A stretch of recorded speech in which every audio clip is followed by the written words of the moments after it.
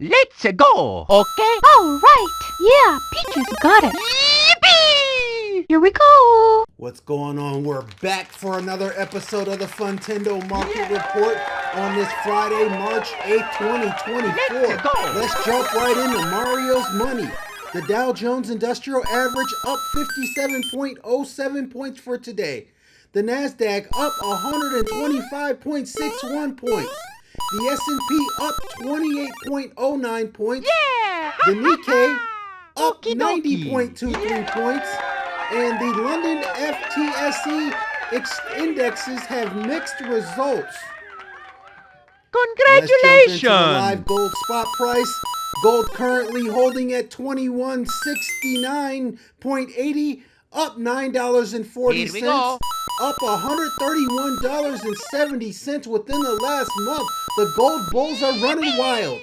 Silver up 1 cent. Let's jump into the exchange rates.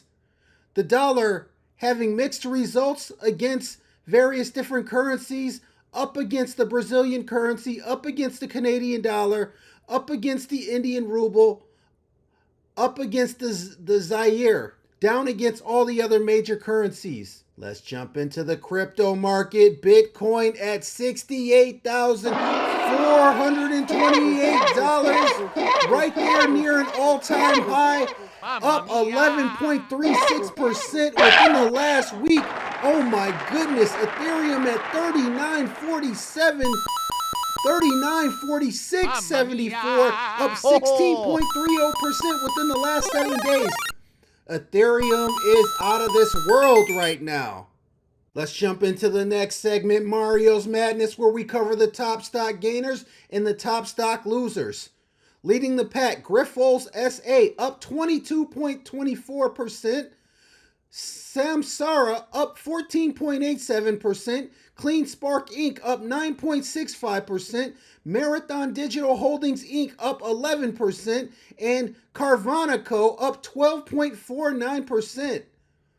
Let's jump into the top losers. Leading the pack, Petróleo Brasileiro Rio SA Petrobras down 10.30%. Petróleo Brasileiro SA Petrobras down 11.06%. Savers Value Village Inc. down 8.98%. CG Oncology Inc. down 7.65%. Marvel Technology Inc. down 6.95%.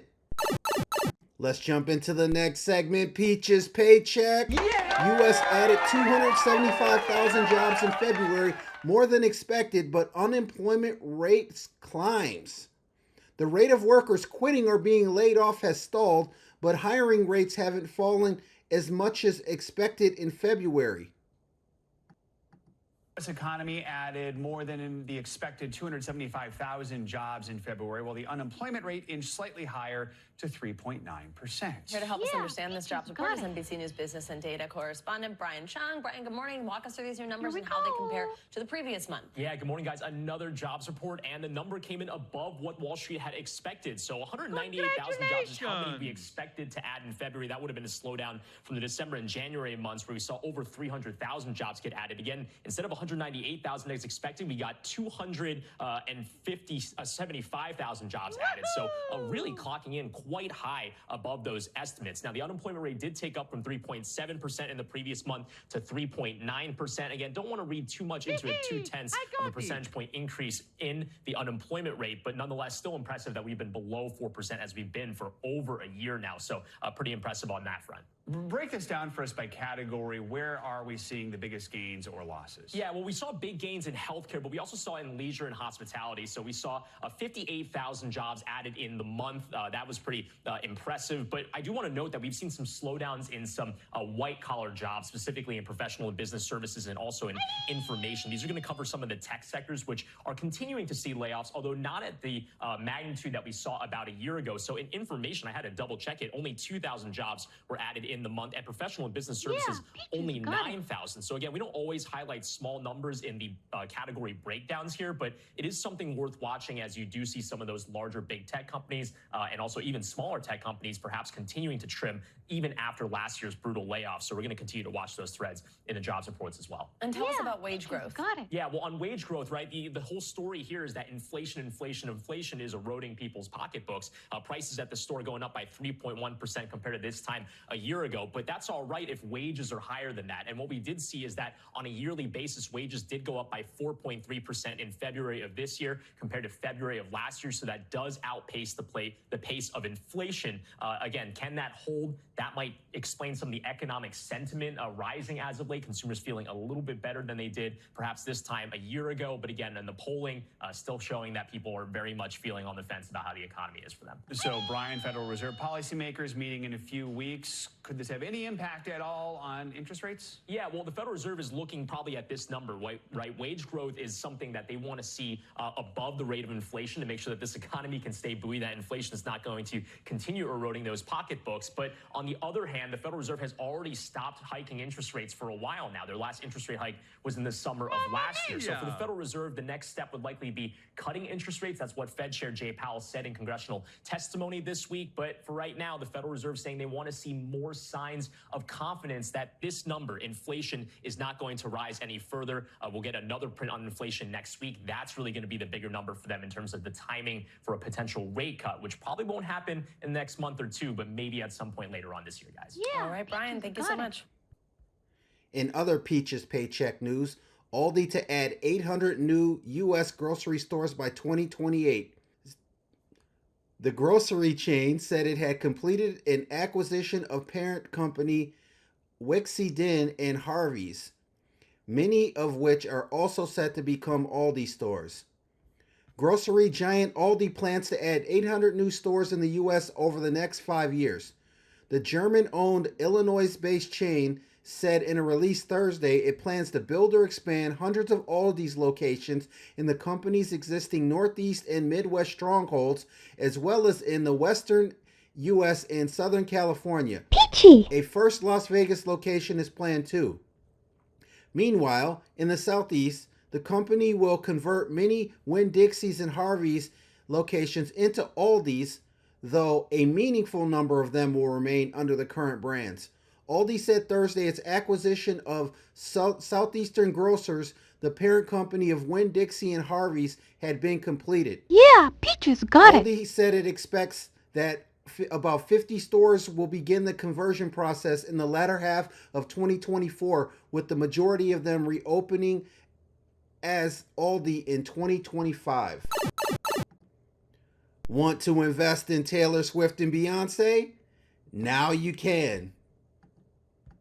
The company Jukebox has opened a marketplace where you can buy securities backed by streaming royalties from music, similar to owning stocks. Let's bring in Alexander Osipovich now. He's a reporter at the Wall Street Journal. He's covering this topic. It's a fascinating new place we can spend money, Alex, but I just want to understand the concept at its most basic level.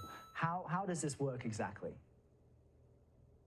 So every time a song is played on a streaming platform, or if it's used in television or movies, it generates payments to the rights holder, whoever holds the rights to those songs. Peachy!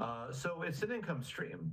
And essentially what Jukebox has done is it's created securities where by owning shares, you get a little slice of that income stream. Yeah, That's fascinating. Peaches So got if it. you and I put our heads together and we wrote a hit song, we could basically sell our royalties where people could own a piece of this. And I looked through your article for the Wall Street Journal, and as you note, returns for this type of security is about 3%, which isn't bad, but that is lower than the 4 to 5% you would get putting the same amount of money in a high-yield savings account, for example. So who is this type of investment really designed for? Here we go. Well, it's debatable whether it's a good investment, because right now I can get 5% yield just from putting money in a conventional money market fund. Right. But it might be of interest to fans who just want to hold shares of songs that they like. And there's also a bit of a speculative aspect to it because potentially, let's say an old song gets used in a hit movie or TV show or just has a big revival. Then those payments could suddenly increase significantly. To be clear, the 3 to 4% is a trailing average, so it's based on the performance over the past year or so, and it could change in the future for better or worse. Okay, so it's highly speculative, but we're showing our viewers just some of the artists' tracks that you could effectively own. We mentioned Taylor Swift, One Republic, Stevie Wonder, Adele. And as far as this being a questionable investment, there is some precedent for artists creating investment vehicles from their music. David Bowie, for example, you write about in your article, kind of paved the way for something like this back in the 80s and 90s. What did he do, and how did it change things? Yes, David Bowie, besides being a pioneer of rock, was also a financial pioneer. In 1997, he sold the rights to his future earnings from a catalog of songs for over $50 million. People called it Bowie bonds. And that set off a precedent in which periodically artists or producers have sold off catalogs of songs, the rights to those songs, to big investors, sort of large private equity firms very often do this. And so this market has existed for decades, but it's been sort of a big institutional market. You know, big slugs of hundreds of millions of dollars are spent on these catalogs. Jukebox is trying to make it more of a retail market. Well, it's a fascinating side of the financial world, and as you write about, it's basically bonds for beats. Alexander Osipovich with the Wall Street Journal, thanks for joining us today. Thank you for having me. Bingo. Bye-bye. At Smith's Pharmacy. Let's jump into the next segment, Bowser's Blunders.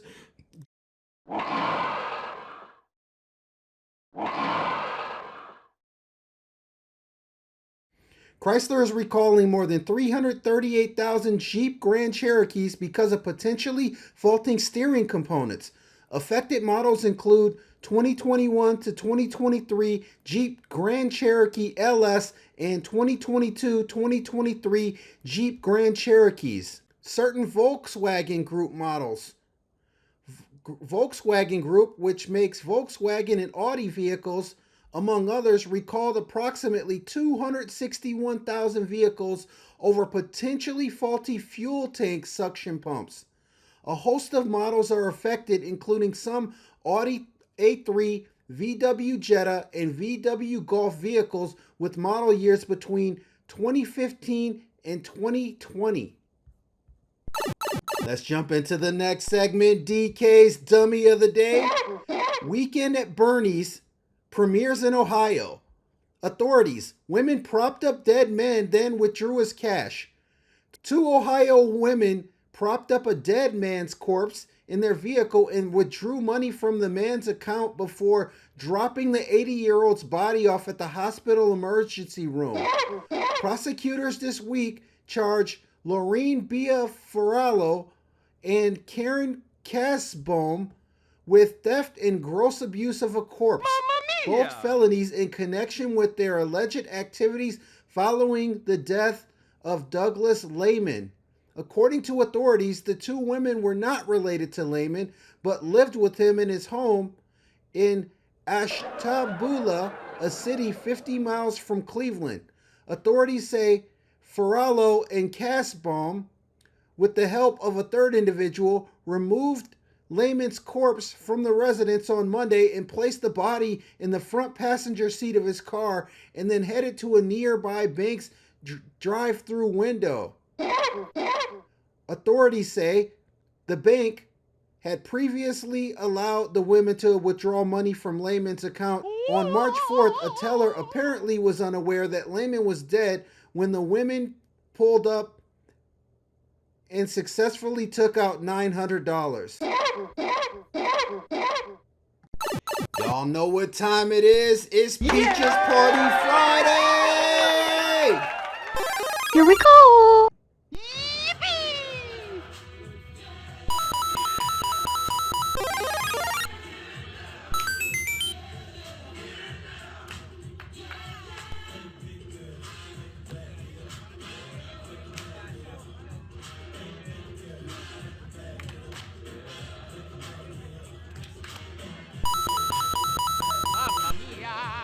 Why, yeah. Bag it up. Bag it up.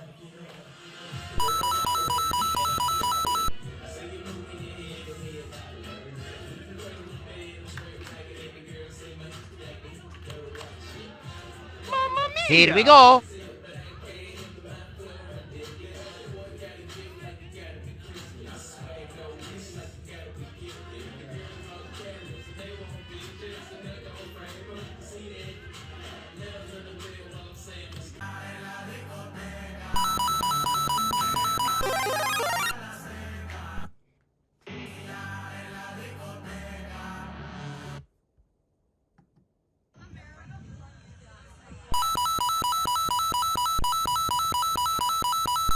All the girls following me to get into Drake's party.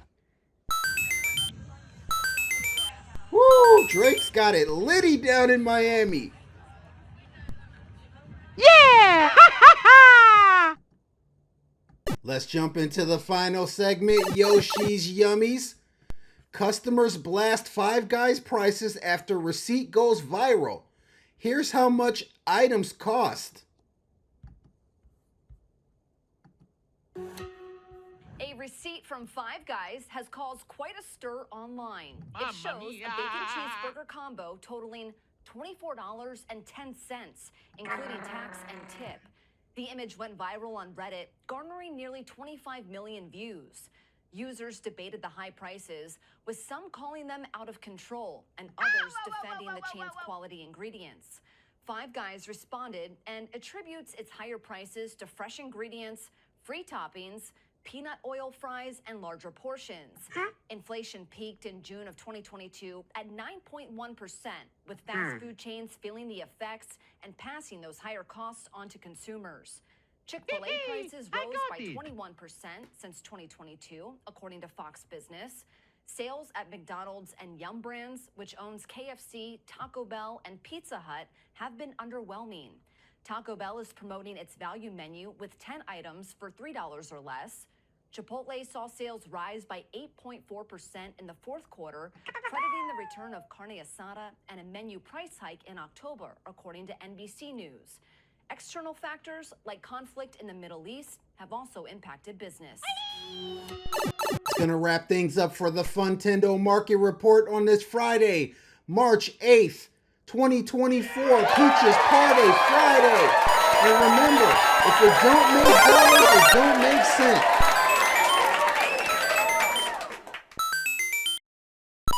Take that!